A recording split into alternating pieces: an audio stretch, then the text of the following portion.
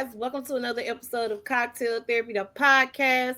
I am your girl, Vixia's Faith, and I got a special couple with me today. Um, my homeboy, my classmate, my friend Tadario Harris and his wife Daphne. And we're gonna talk about building together. Like if you think about a power couple, right? You think about people who are working in their gifts and their energy, they're supporting one another, they're pushing each other's businesses, and you see them growing together. And this is, that's what I think about when I see them. Like I've been watching them for years, just interact with each other and push each other to greatness. So I'm gonna let you guys introduce yourself and kind of tell people like what y'all do, and then we're gonna keep going. Ladies first. Well, I'm Daphne Booker Harris. I am the CEO and founder of Global Children's Services, Daffy Duck Learning Academy. I am the CEO of Global Preschool Consulting, where I help entrepreneurs and early childhood educators across the world expand and grow their childcare businesses. And I am the better half of the Harris couple. We've been married now, I want to say 8 years.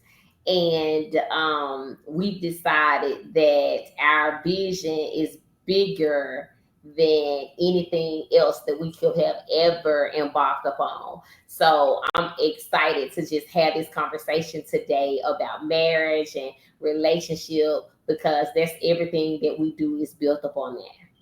Okay. Yeah. My name is Todd Harris, Tadario, if you really know me. Harris, native Memphian, graduate, classmate, like she said. I call her Faith. I don't call her this kids. I call her Faith. So classmate of hers, 1998.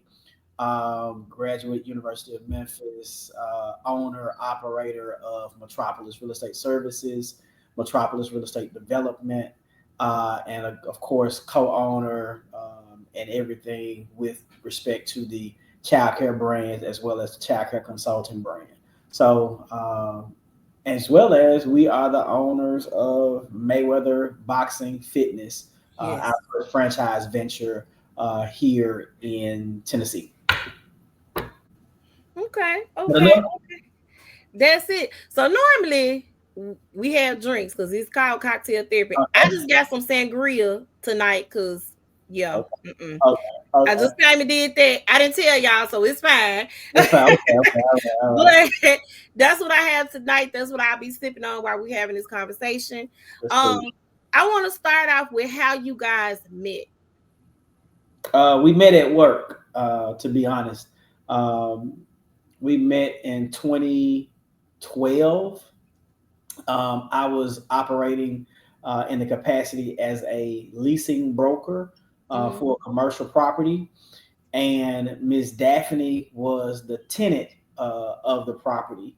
Um, we didn't start dating, and I want to make sure everybody know this. We ain't started dating until after I wasn't the property manager, and she made the first move. She let me know that she was interested. I wasn't what people say. I wasn't inappropriate. I don't think at any point in time.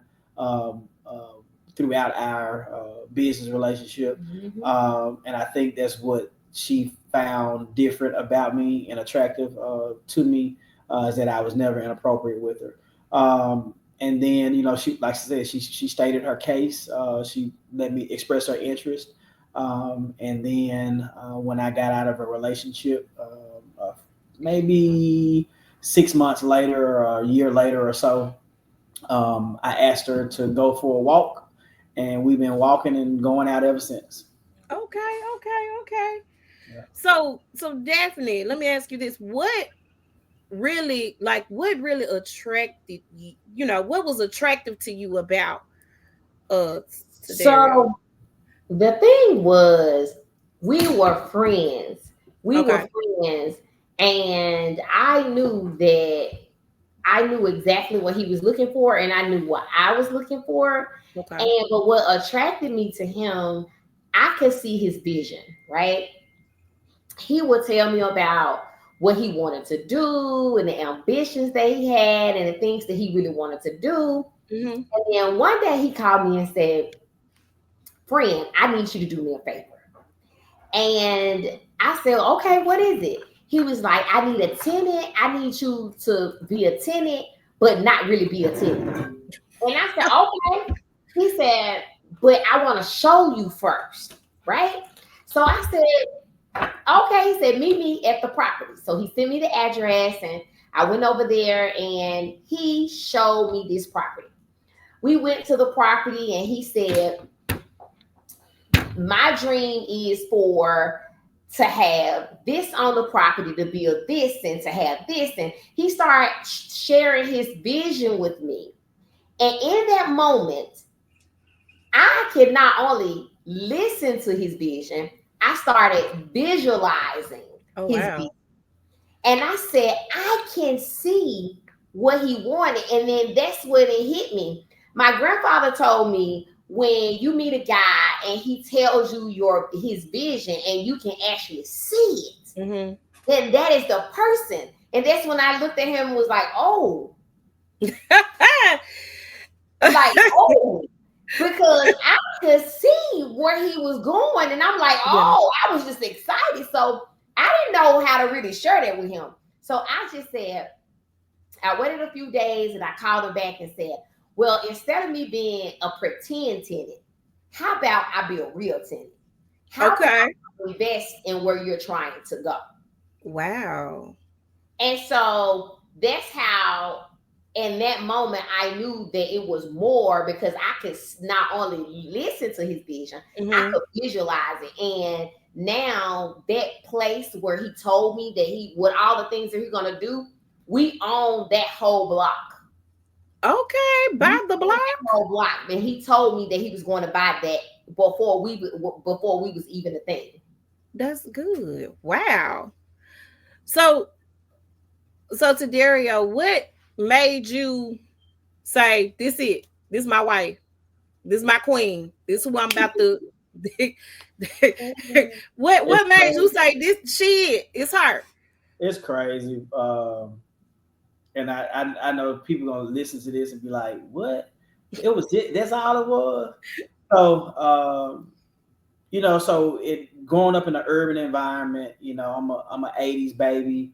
My mom and dad were not together. I was raised in a single parent household. My mother was my primary caregiver.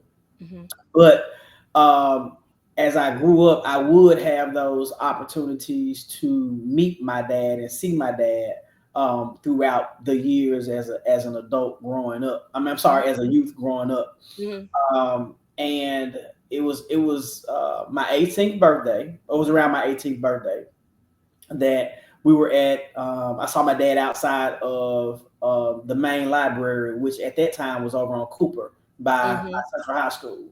Mm-hmm. When I walked by him, I told my then girlfriend, she was like, "What's wrong with you? Your energy changed. You different." I said, "I just walked past my dad," and she was like, "What?" And I was like, "Yeah, that's my dad sitting out there." She was like, that bum sitting out there? I said, "Yeah, that's my dad." So she couldn't believe it. And then I went out there and I had a conversation with him. Well, as a result of that conversation, my dad that was in 1997, 1997, 1998. Within 2 years of that conversation that he and I had, so give it 2000, he's been clean and sober for the past 24 years. Oh, wow. He credits the conversation that he and I had that day with his decision to change his life and become a clean and sober individual. Well, in those conversations that we had as we were trying to bond, again, you're talking about, for all intents and purposes, an adult bonding with an adult. So he's looking at me like I'm his little baby, and I'm no longer his little baby. I'm a grown man. So we would have conversations, and of course, some of those things we just didn't agree on, because your vision, your way you see things isn't the way that I see things, because I grew up differently than what you were. And if you had been present, you probably would have had some type of influence on how I began to see things and how I interpreted information. But you were not there. So everything that I formulated from either, you know, other role models, other male role models, and not my dad. Well, one piece of information that he gave me was really the deciding factor and how I chose and why I chose Daphne to be my wife. And that is, and everybody on this podcast about the fallout laughing, but it's the God, the honest truth. My dad told me he told me in a conversation the only woman that he ever really loved in life was my mom, and he tells her that. Not only does he tell her that, he tries to show it the best way he can, you know, and then with the way that he can. Mm-hmm. So that conversation, he told me, he said, you know, your mom was the only woman I ever loved. Your mom was the only woman that I really feel like ever really loved me, and I just couldn't see it. I just was too young and immature to deal with it at the time. So now I'm hurting because the person that I know that was there for me, I mishandled. He said, but you know, son, I want you to know the things that your mom did when we were dating before you all came along. You know, they were very impressive to me. They were different than all the other women that I ever dealt with. And he said the thing that made your mom stick out to me, he said it's gonna be simple. He said you're gonna think it's crazy. He said, but when your mom got out of bed every day she got out of bed with me and she went to do what she had to do and I went to do what I had to do, your mom took the time to make the bed up. And I said, what? He said she took the time to make the bed up. She told me that, you know, a woman, her first duty, her first place in a relationship with the man is to ensure that the bed, it wasn't the marriage bed, but that's the language that she used. But Yeah. the bed was a sacred place. Mm-hmm. She would get up every morning after they got out of bed or whatever, and she would make the bed, and they, you know, do their whatever their exchange and leave. Mm-hmm. And like I said, it's a crazy scenario, but you know, that's the one bit of information that my dad gave me about my mom that stood out. You know what I mean? There's a lot of stuff you kind of see, but that stood out. So when I met Daphne, we started dating. We spent our first night we spent together. I got up and left early that morning to go to work, and then when I came home, the bed was made, and then Wow. yeah, so I looked at her and I said, you know, interesting. And she was like, what do you mean? I said, we'll just see how things play out, how it plays out. So, you know, as the course went on, as life went on, our pattern, our history, that time we were just getting to know one another. When we did have an opportunity to spend the night with one another, she every morning that she got up, she would make the bed, and that was just one of those things that stood out to me. Oh wow. Oh wow. Yeah. Okay. Well, we talked about vision, and how Daphne was really attracted to that, and she saw that. So, did y'all have a goal like once y'all got together, and y'all started dating, and you knew that this was going to pass dating? Did y'all have a vision for like what your marriage would look like as far as that building together? Did y'all sit down and have those discussions and those conversations? I think the short answer is yes, and I think that I was more focused in the beginning than she was. The truth of the matter is, Daphne had just gotten out of a marriage when we met. She hadn't been out of a marriage 8 months Oh wow. when we started dating, Yeah. and you know. She said that it was crazy, but she said, you know, you came in, you were different, you were more serious about things, and I let her know after, you know, after about a month or so of us just kind of talking and being cordial with one another, that I wasn't in the market for a girlfriend. I've had a lot of girlfriends. That's not what I was Mhm. looking for. I was looking for a wife. And if she didn't want to be a wife, then it's best that we just remain friends. She kind of drugged me along for another month or so without giving me an answer. And then I told her, I said, you know, I'm gonna give you 6 months of my time. If we're not engaged or married in 6 months, then on the morning after that 6 month day, that whatever that 6 month time period is, I'm going to count the days. The day after, I'll be different, and it'll never be the way. I'll never look back at you again in that way. I will definitely be done with you. And we got close. Heard no man get no ultimatum. Yeah. And so within that time frame, I was thinking that he was just joking because I had never had anybody to be joking. Mm-hmm. So I was thinking that he was joking. So we kept spending time together, but I really wasn't taking it that serious. And then when that 6 month time, he took me to lunch. And he basically set me down and said that I had to make a decision in that moment. Wow. And I was like, oh my God, he's serious. But it wasn't that I didn't want to or I didn't believe in him. I just had never experienced anybody that was that forthcoming, like was sure on what he wanted. Because why? I had just got out of a previous relationship, just got out of a previous marriage. So I had all of these thoughts in my head, like, what if he's not who he say he is? What if he's pretending? What if I'm just meeting his representative? I already have children. I don't know if I want my children to be around another man. Like, I had all these thoughts going through my head before I could say yes. And so I went in the bathroom, and I was in the bathroom like, oh my God, I got to give him a decision today. And oh my God, I got to give him a decision. And I called my best friend, and she was like, what? Girl, he's everything you've been praying about. You try everything else. Won't you try something else? And I hung up the phone from her, and I prayed about it. And walking from the bathroom to the table, I still didn't know what my answer was going to be. Oh, wow. I sat down, and we started talking about something else. And he led me back to that question. And I said, yes, let's go. Let's see where it goes from here.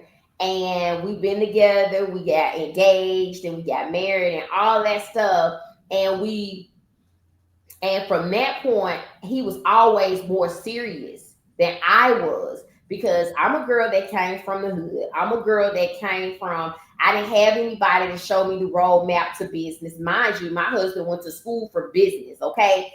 He went to school from business. I learned from the school of hard knocks.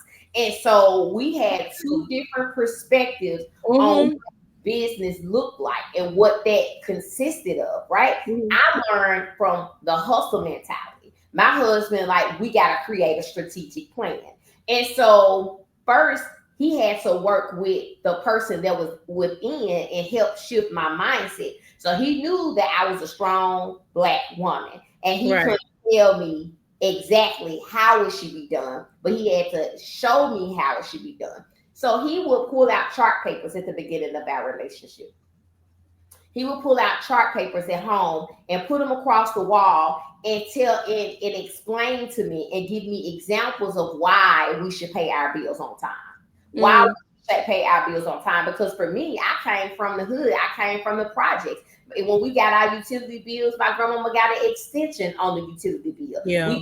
We didn't pay the bills when they were due. We paid the bills after the extension. We get an extension to get another extension, and then we get from paycheck to paycheck and month to month. So we couldn't pay bills like that. So it wasn't, when we got married, it wasn't all peaches and cream, because it was a process. I had to grow into building this empire. So people look at all the things that we have now, but it took a shifting in my mindset in order for us to get there. And it took for him to have the patience enough to understand that his background was totally different than my background. In order for him to even expose me to what he was trying to, he had to have the patience to teach me that. So he had these chart papers, and he would show me the budget and how we should do this. And then he was like, well, even though I could do it, I'm not going to do it. You're going to be challenged with the responsibility of making sure the bills get paid on time. So those are things that, we did at the beginning. And so along the way, we created a plan of attack on how we was going to build our family empire. But it wasn't something that was just we're gonna do off the bat, because he had to shift my mindset first in order for me to even see that we was building an empire. Because I was just worried about the day, the moment, and the hour. Right. The long-term vision of the relationship, but it took me a while to even get there. Yeah. One thing that started that plugged that the beginning of her willingness to change is, you know how when you dating somebody, and I tell people this story, women, y'all go looking for stuff, and she was looking for what she was looking for was a way out. Uh, Mm. every thing that she was looking for, every letter that she read, every door that she opened, every box that she opened, she was looking for a way out, and there was no way out. And one of those boxes led her to I kept all at this time I kept all of my bills because I was single. I kept all my bills in a box in my room closet. And she went into the box, and she went through the box and everything, and she looked at all my bills and everything. When I came home, she was like, she was unsettled. I could tell she was unsettled. And I'm like, okay, maybe she found an old letter or something like that. She was like, she finally said, I got a question. And I was like, what?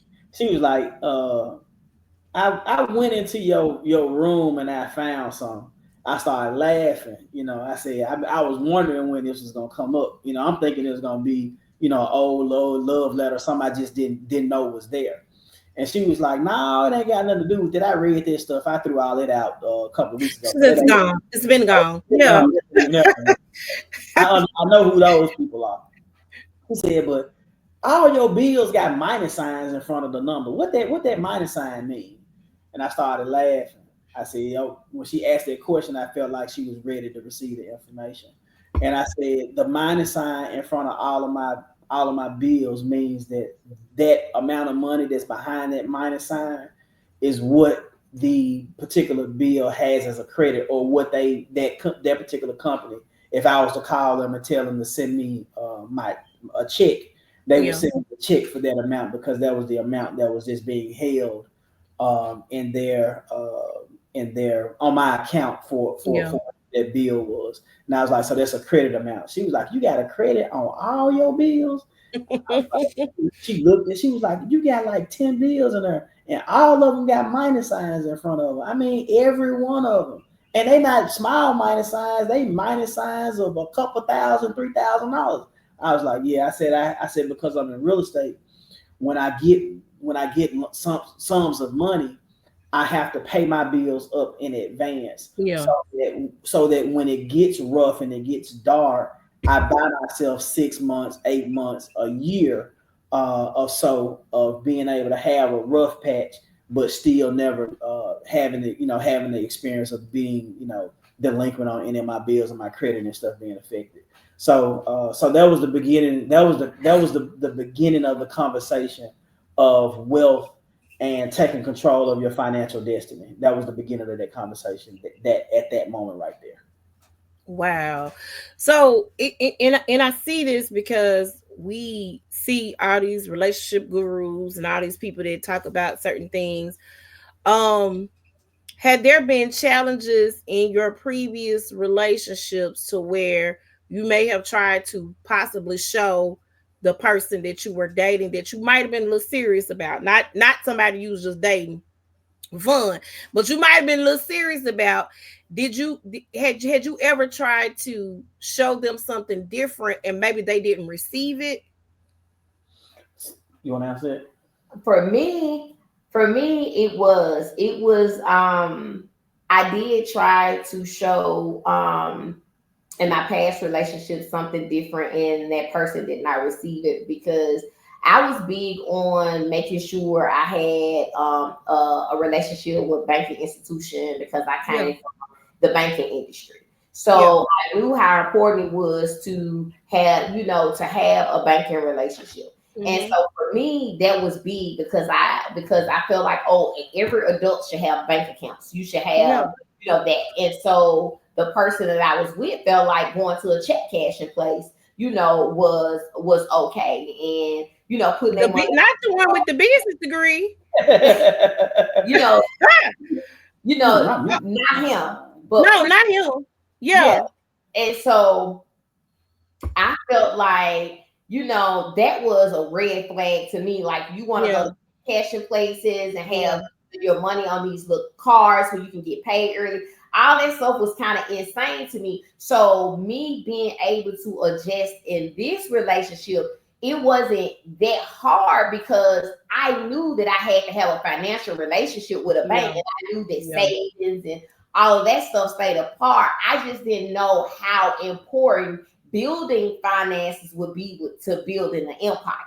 So it took the piece that I knew and what he knew to build all of this. You know what I mean? For it all to come to life. So I always say, my motto when it comes down to me and him, I always say the one that God kept for me. And I say that because he was the missing piece to my puzzle, and I was the missing piece to his puzzle. So the for me, yes, I've been me for a long time, if that makes sense. You have. You really have. I've been me for a long time, and me being me in past relationships was I would say that it was I was overlooked and underappreciated. For the who I am and who I was at that time, and I'm of course evolving and growing and becoming a better person. I've the things that I'm doing in this relationship, they the ingredients have always been there. I just wasn't in the right pot to make that gumbo taste good. So once I found the right pot, all the ingredients that I have, all the seasoning that I bring has been appreciated in this relationship, whereas it was not as appreciated or appreciated at all in past relationships. So so that's the truth of the matter. And I do, her as well as we get those random phone calls, those random text messages, those random emails saying, hey, I'm proud, so glad that you're doing well with your spouse or whatever. Wish I had listened to you then, so forth and so on. So yeah, we definitely I can say we definitely have those types of interactions. Yeah. Got you. Okay, so let's talk about vision and family empire, right? Dario had this dream, this vision. I want to buy this block. So you buy it into the vision, right? So what did it take for y'all to get to the point? Because definitely, when did you start your childcare business? I met him in my first childcare center. So I already had my first childcare center. Okay. So I was already on an entrepreneur journey. But what I tell people is the vision wasn't there for me. Okay. Because you got to understand, when you grow up in a place that you've never seen anybody do certain things, you can't dream to have multiple centers. You can't dream to have an empire because you don't know nobody that looks like you that's doing this. So I can't say that I've always wanted to do this. If I say that, then I'll be telling the story. I can't say that I've always wanted to have multiple childcare centers and leave a legacy for my children. I can't say that because I didn't even know that it was possible. Got you. I didn't even know it was possible until I got married and got in this relationship. And my husband was like, hey, we can do this and we can do this and we can do this. And so one thing led to another, okay, now we got our finances together. Now we're able to buy this particular property and we're going to sacrifice this to do this. It was like all of it was a strategy. And so that strategy, led to one business after the next and one center after the next and one property after the next. So it all became, a part of the strategy that we had. But with a vision, I can't say that I had that at first. It took for me and him to get together for me to even know that it was possible. So he'll tell you, when I had that aha moment, it came from exposure, because he know that I'm bullheaded. And so it takes me to really process information sometimes. So he would say, well, Daphne, I think you should travel the world and expose yourself to other things. And it wasn't until I exposed myself and put myself in different rooms with individuals that doesn't look like me. And I was in those rooms and I saw individuals in that room own 20 chakra centers, 30 chakra centers. They own charter schools. And I was in the, and I'm a little black girl from, you know, from South Memphis that's sitting in this room with all these gurus. And I'm like, oh my God, this is possible. I'm dreaming too small. Oh, I'm not dreaming big enough. And I remember I started feeling this feeling in my belly, and I called him on the phone and I said, babe, I'm not dreaming big enough. I'm not dreaming big enough. My dreams is too small. He said, what does it mean? I said, you said that we can have 25. I said, let's go for 25. Let's go. But it wasn't until I went into other rooms and started exposing myself to different things so I can expand my mind, so I can learn more to realize, okay, that the value that the person that I have bring, the value that he's bringing is to help me multiply. The value he brings to the family is to cause us to increase. He has the ingredients. I just got to know how to put it together. And so once I really understood that, we've been rolling ever since, but it took me to have that aha moment to even know that it was possible. Because for me, I'm like, I ain't about to go broke. I want to see my zeros in the bank. I need to count my dollars every day. Every time I pull up my phone, I need to log on my account and count my money. But see, I didn't realize that I was hurting myself by thinking like that. I was hurting myself not wanting to invest my money into other things. But it's expose myself to realize the things that I needed, it was already on the inside of him. I just had to trust my husband's vision in order for us to build the empire. You know, my wife oftentimes talk about this when she goes out and talk, you know, she does public speaking. Right. She talks to people about me. She oftentimes tell people, and because I told her this, and she didn't really realize it until she started traveling with me, that oftentimes I'm the youngest and the only me in the room. It's starting to change now that I'm in my 40s, but you know, for the longest, I would be the only black male, and I generally would be the youngest person in the room. And in those rooms, she began to hear those conversations and those things that she thought was not possible, but then she would hear it from these other people that are doing it, and they've been doing it for a long time. And now she realized like, oh, that's when she would come and say, hey, babe, we can do this. And then I'm like, yeah, this is this, and this. And she'll say, you already know about that? I'm like, yeah. And then she'll say, why you haven't done it? I said, because I haven't had you to partner with to do it. You know, if I have this information and I'm telling these people that this is possible, the people have to be willing to do it. Yeah. Yes, now again in my 40s, my late 30s, 40s, that people are beginning to realize that, man, this dude has a lot of knowledge where this business and where real estate and stuff is concerned. And you know, I posted on my Facebook a while ago. You know, I think what I'm going to have to do is not try to show people how to do it. I think I'm gonna have to do it, and they see me doing it. Maybe then they'll be inspired to do it. But my hope is that I'm not too busy and too big once I start doing it myself, that I'm not willing and in a position to help others. And reach back. Yes. Okay, so how has you all growing and building together affected your family? Like, I think I've seen your baby got some properties and that. So tell me what was the end result of that, and how was that sparking the minds of your kids? Okay, so I'll take that if you don't mind. I'm going to say this: all of our children are entrepreneurs, either they're already entrepreneurs or they are formulating and wrapping their mind around the idea that they want to build as an entrepreneur. I don't think that any of our children will work a quote unquote 9 to 5 where they're reporting to build a business that is not owned by them. Okay, that's the short and sweet of it.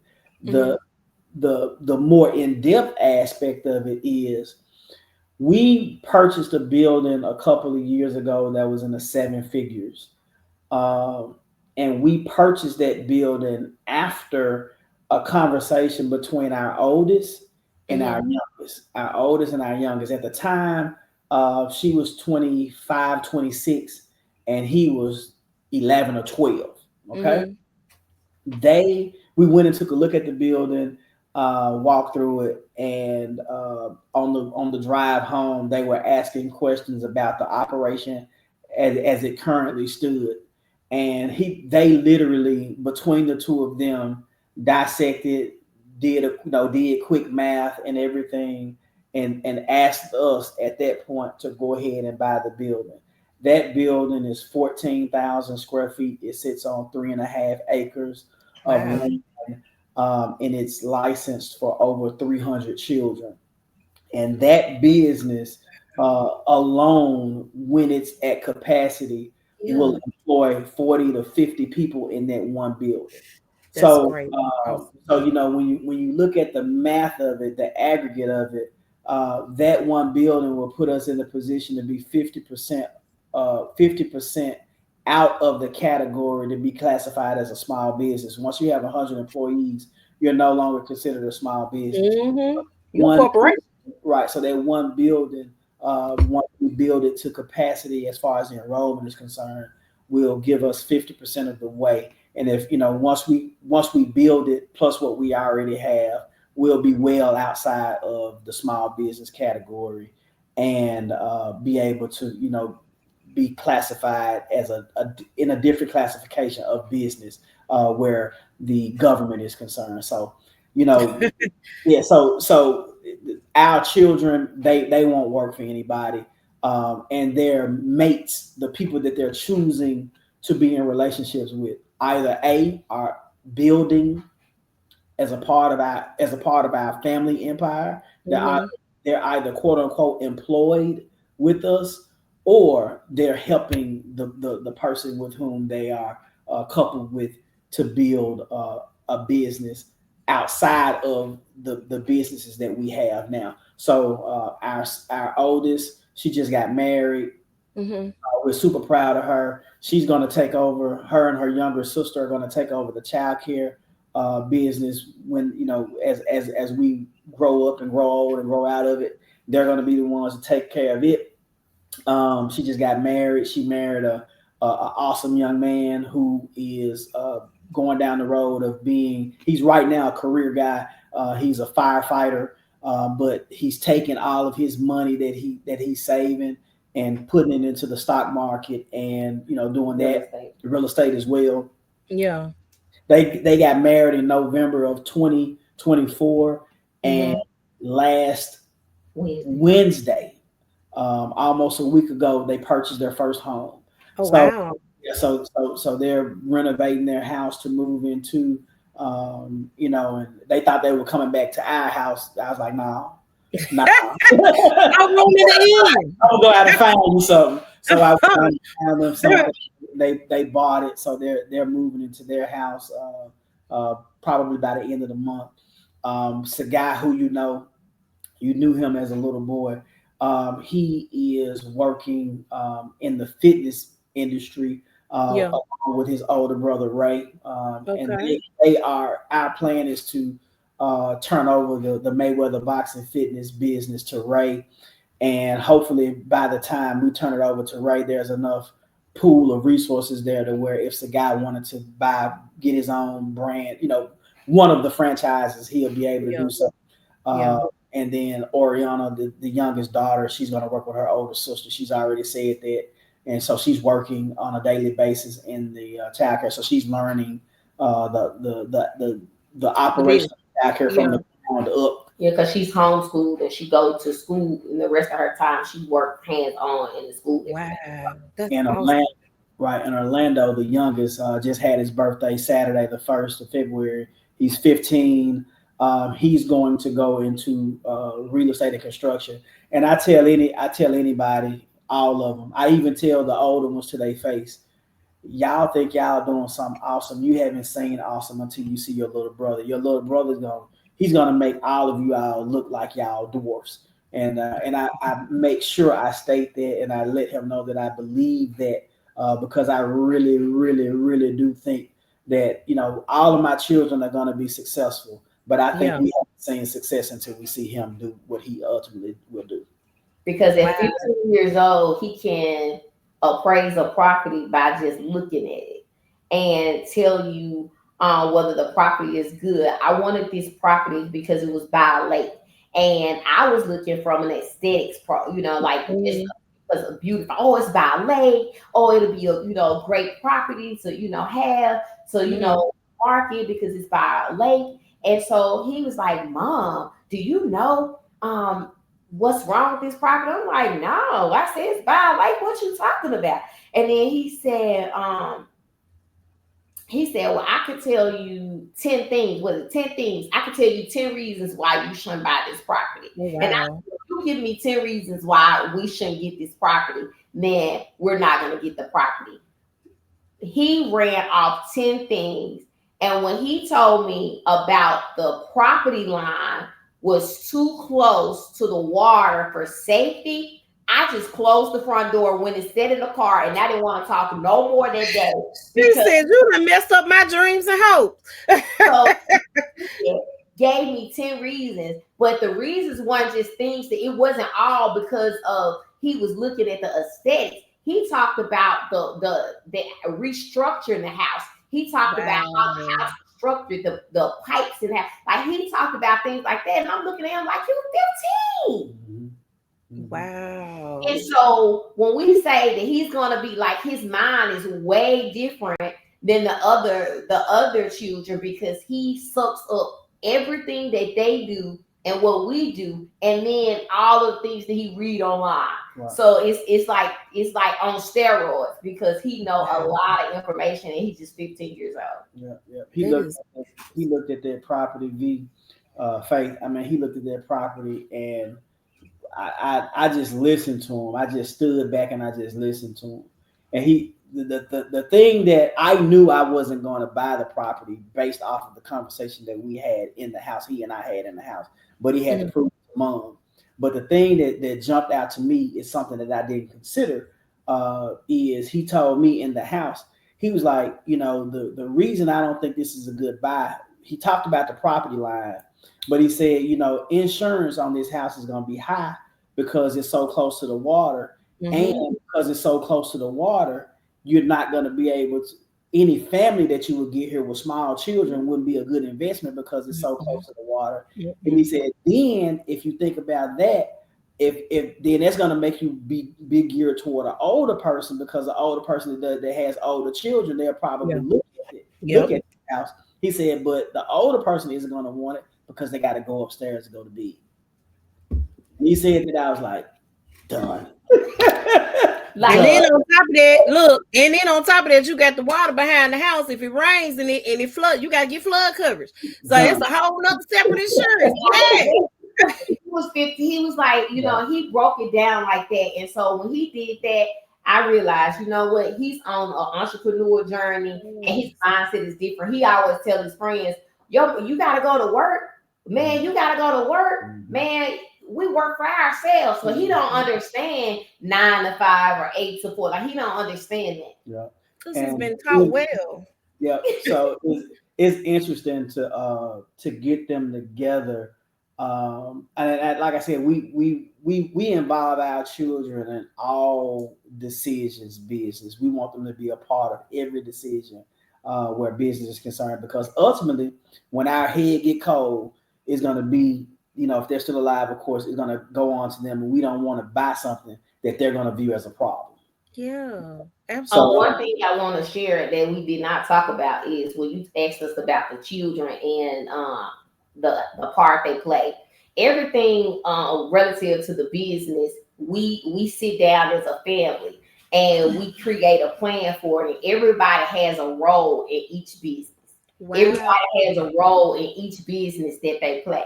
Even in the fitness, you know, we all have a role that we play. Even the girls have to help with the outdoor workouts. When we do outdoor workouts, they have to work the registration table. They have to help their brothers with that. So even the boys, they have to come and they have to help with the fitness with the kids. So everything that we do, every child has a role in the business, and they understand that it's a family business. And so we sit down and say, this is how much the family is generating this business, this business, this business. And this is how much we're trying to save. And this is how much we're trying to invest. So they know all of these things. And not only do we sit down and give them that plan, they tell us their plan and vision for the family business and what they're going to add to the family business. Right. Because, you know, again, we want them to be invested into it. So, you know, when a child comes to us for a business opportunity that they found, and we're in Mayweather, we own the Mayweather franchise as a result of our oldest son wanting to own his own fitness facility. So he came to us with a pretty much a master plan. He looked at it online and everything. His mom saw it and said, "Hey, take a look at this." He did the research and came back to us with a plan and said, "This is what we're going to do, or this is what I would like to do." Yeah.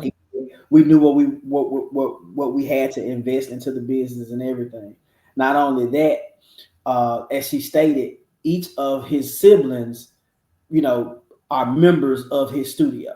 Each of his siblings are members. They have to pay membership, right? So they take you know, their money on a monthly basis and pay their membership.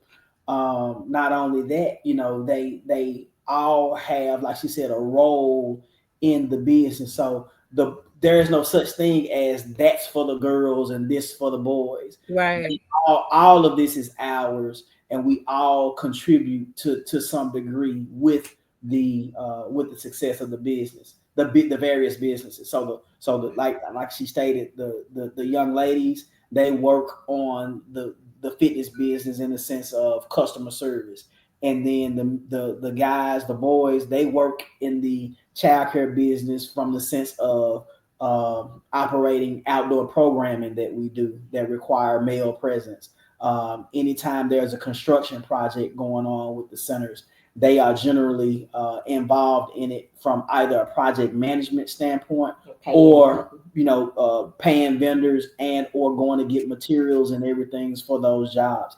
So they are deeply ingrained in the business, and so much so that we have two grandboys, and our grandchildren are beginning to understand and be able to, you know, talk the language of that other entrepreneur. So, you know, right now one of them is all Michael Jackson crazy, and he got his little brother doing the same thing. But when his mind is focused, you know, he'll come in and look at a construction project and say, "Hey, you know, let me help put those floors down, or let me help do this.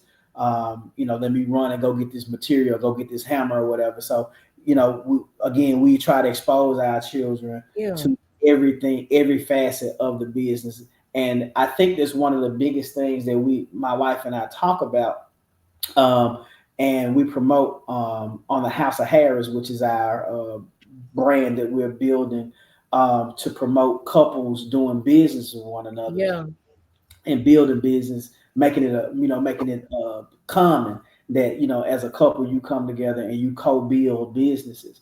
We have our children and we have everyone kind of invested into that, so that now, as we stated, as our children are getting older, they're deciding to get married and so forth and so on.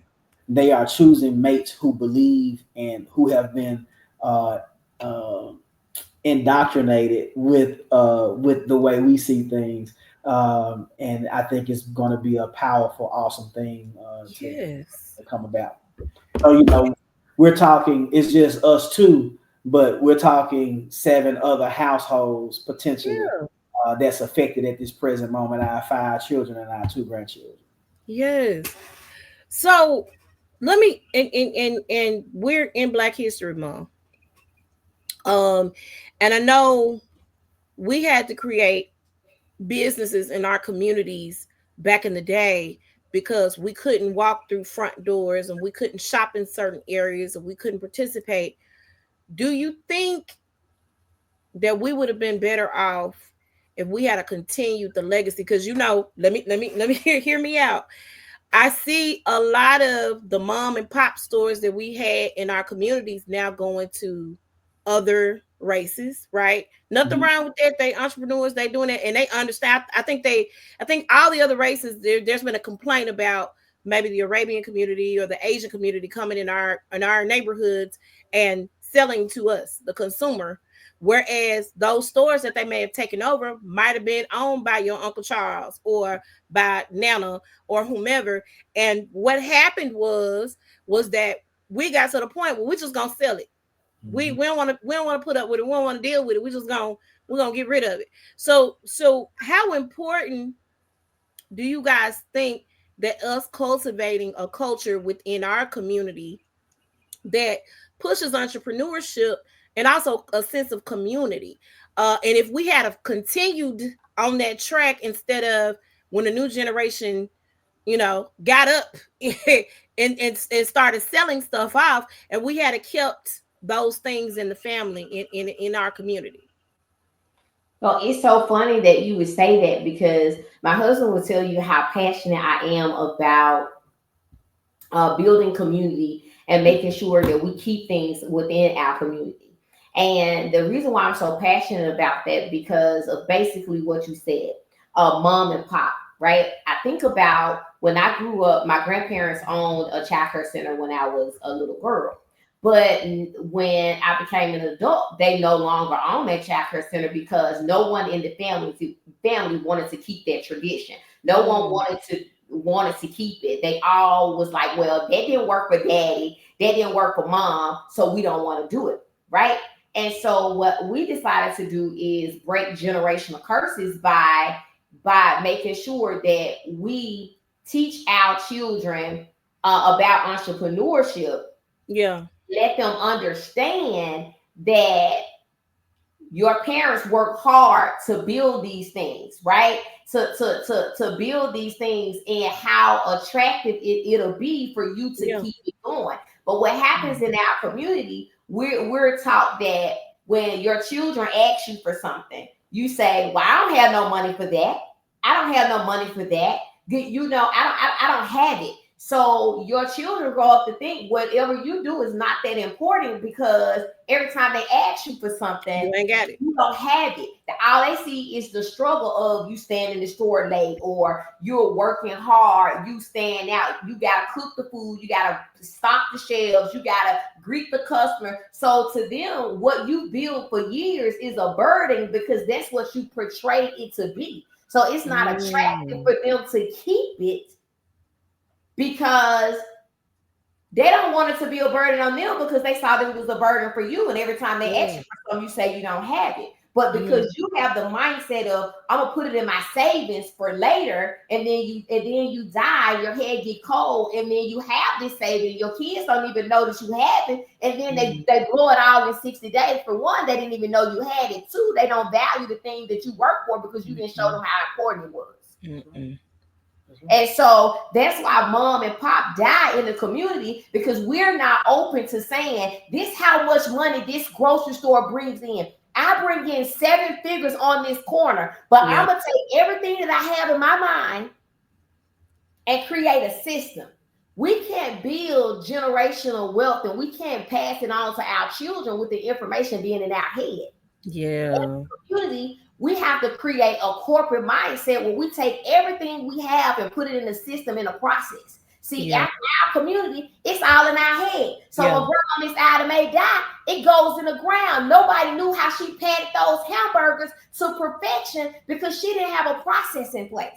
So if you think about Burger King and McDonald's and all these places, they have processes. So in our community, when you have a business, don't just have it in your head. Create a process, create policies, procedures, put these things in place where when something happens to you, your children can take it and run with it. Not just take it and run with it. They know exactly who they should go to, and they know exactly how to make it flow. We don't create the right systems for things to be on autopilot because the business only run with the person who started and it stops with the person who died. That's true. So I'm gonna go deep. Okay. I'm gonna go deep. My grandmom asked me before she passed uh, what I thought about integration, and I gave her an answer at that time. And the question was, do she asked me this question: do I think that integration helped or hurt our community? And I felt like it helped our community because of all the opportunities and things that I saw, Yeah. people in Congress, et cetera, et cetera, et cetera. And her position was that integration hurt. And she said, I'm going to just tell you, as you live life and as you go throughout life and you look at things, you'll begin to realize, because I'm telling you this the way I see it, as a person that at that time she was in her 60s, Mm-hmm. and she died in her 80s. Mm-hmm. So she told me, she said, that it hurt us. And she said the reason I can say that it hurt us is because you don't know a time where every business that you went into was owned by a person that looked like you. I do. She's like, you don't understand what it looked like to be able to go, every store that you go into in your neighborhood was somebody that you knew and could touch, so forth and so on. And not only could you go into that neighborhood and that store, that business, and get, do business with that individual, that person also employed the people in the community. So as she told me about that, I said to myself, I told my wife, and I said this in our family meeting. I said, we have to have jobs and create jobs so that our children will have a place to work. I grew up from an entrepreneurial family. It wasn't always legal entrepreneurial. Right. It was I got you. We here. We here. so with that being said, the one of the most successful businesses in my family was a corner grocery store that received uh, state recognition, as well as U.S. recognition. It was called Roxy's Groceries. Okay. I love them burgers, Lord. I miss them. See, there you go. Okay.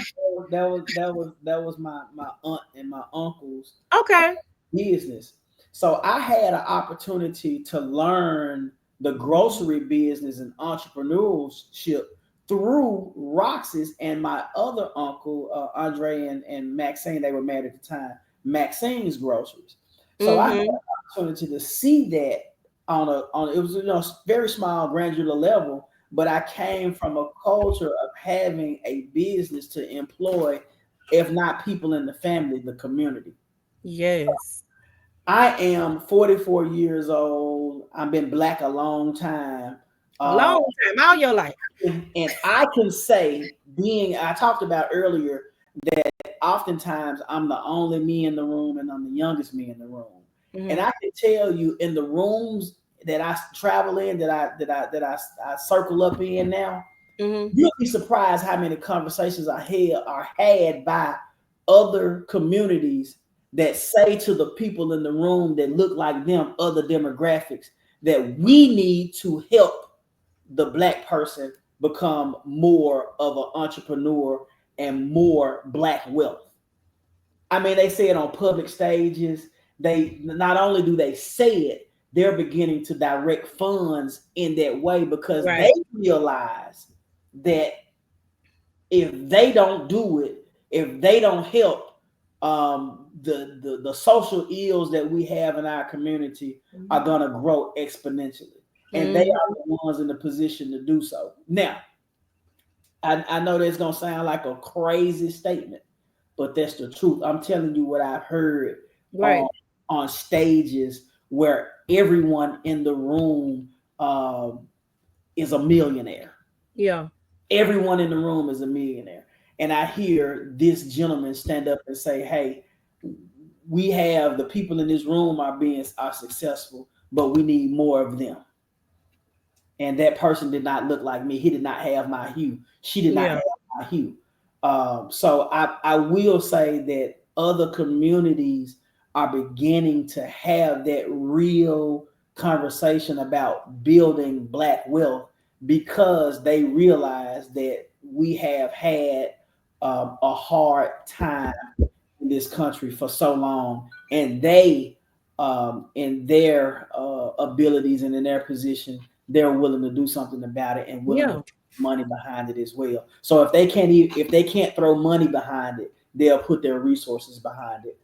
So when you see me, and my wife, we're in rooms with Master P, and we're in rooms with Dr. George C. Frazier, and we're in rooms with Dr. Delano Johnson. When you see us in these rooms with people that look like us, trust and believe, when they have conversations with us, we are trying to put together something that's going to build a economic base that all of us, when I say all of us, I mean us in the United States and throughout the diaspora, will be able to benefit from. But we have to have those conversations, and we have to be able to speak intelligently and be able to put, again, what my wife stated, a system together Yeah. that will help us realize that we ain't talking about overthrowing the government. We're not Right. talking about it.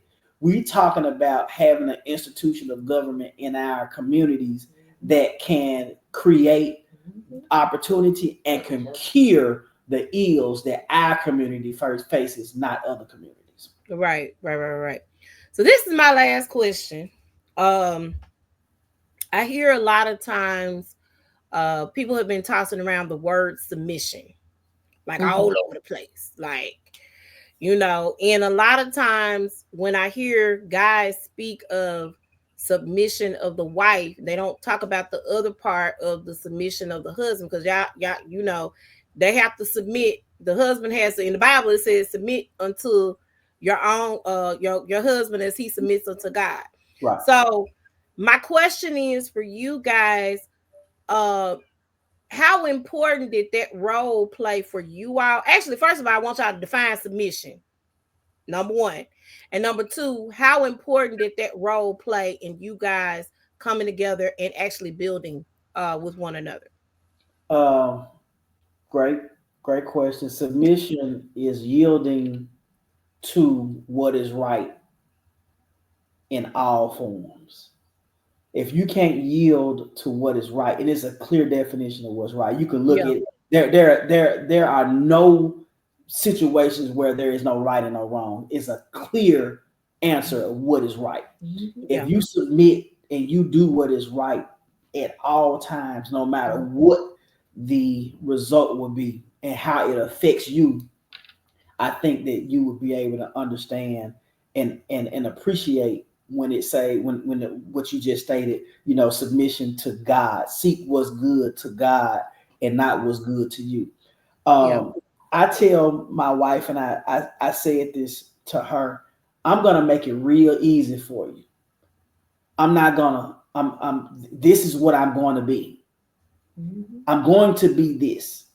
I'm not going to have you fighting for what I should be doing. I'm going to go ahead and submit and say, this is what I'm going to do. Now it's up to you whether or not to accept it, because sometimes people feel like if they haven't conquered you, or if they haven't beaten some out of you, or I'm just gonna say conquer you in a particular fashion, that it's not worth it.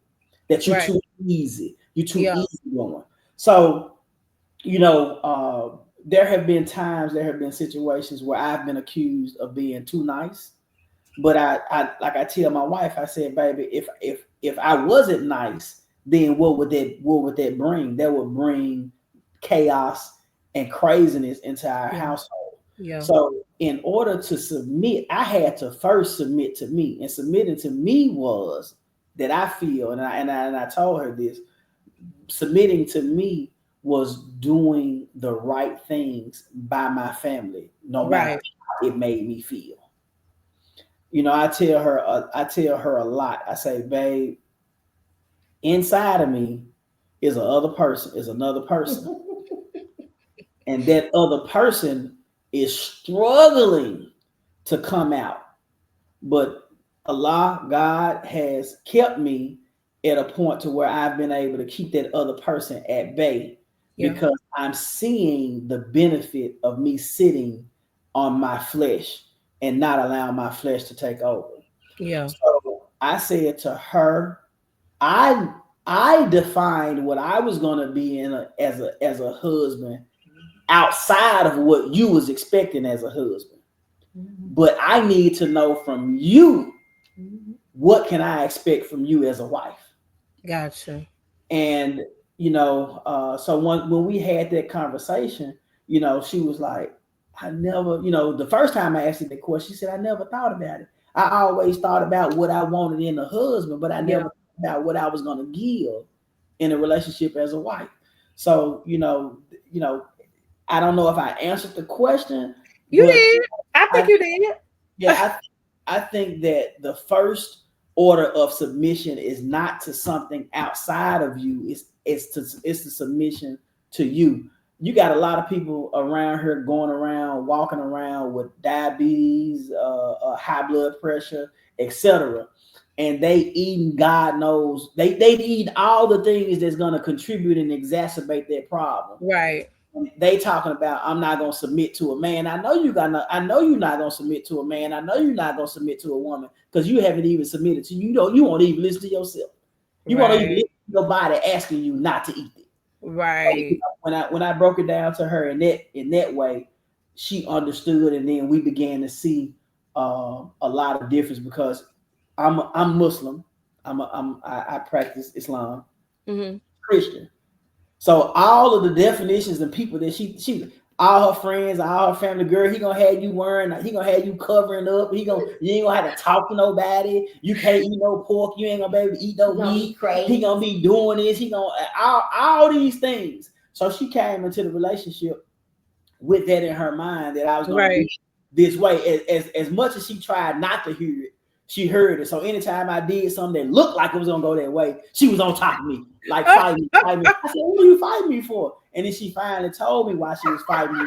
And I said, "Man, this is crazy." I said, "So because you had this experience with someone in the past, you're gonna think that I'm that way." I said, How about you wait and see if it's going down that road Yeah. before you begin to react, before you begin to jump on top You of it." have those preconceived notions. Exactly. I Yeah. said, because what I want you to understand is that I don't look at you like all the other women, because you different. So anything that you say, you might call me a MF, a low down MF, but the low down MF that you calling me, although I've been called that before, is different because you seeing me as a low down MF from a different perspective, and I Yeah. have to listen to that. And Yeah. there's a different experience that calls you to call me that. So I have to look at the whole of a thing and not just look at a piece of it. So so submission is just submitting to you, put you down low, and like I Yeah. told her, I said, babe, I'm not gonna fight with you. So she come in, trust and believe. My wife is feisty. She wanna go toe to toe with everybody, and especially me. And I just look at her. I say, okay, baby, whatever, you have it your way, and I gone on to something else. And then one thing that she's beginning to realize and beginning to understand is that I ain't got no fight in me for you. I'm not Yeah. gonna fight you. I gotta fight the world all day, every day. So I be damned or I be darned if I come home and have to fight you. Yeah. So Yeah. when you talk about submission, I know for me, I had to learn to just submit to myself. See, I think a lot of times people be so worried about submitting to the other person. Yeah. But in order for you to be great and show up the way you should show up in a marriage, you have to submit to yourself, because yourself have all these preconceived notions and these thoughts of what you think or your expectation of what the world told you. And so you come into the marriage or relationships with unrealistic expectations. In Right. order for you not to be there, you have to submit to yourself first. Hmm. I had to first submit to me before I can ever think about being anything on that list that he emailed me. Because my husband's an emailer. He gonna email his Not thoughts. you giving PowerPoint presentations. He gonna email his wife his thought process or what he's thinking. But he emailed me what I should expect for him and what his expectations for me. And so when he did that, it made me really sit down and think about what I wanted, what I needed to be for him, and what I wanted him to be for me. So I had to work on me before I can ever submit to him. And there was a whole lot of submitting to myself, because a lot of times I have to submit to me because I say a whole lot of stuff I should say. One time, and I'm gonna share this, and she kicking me, she nudged me under the table. Y'all don't see that. She nudged me under the table. But this is one of those, very transparent moments. Mm-hmm. One time, we had a really heated argument on the way home from the airport. I picked her up from the airport. We were on the way home from the airport. Mm-hmm. She just going out.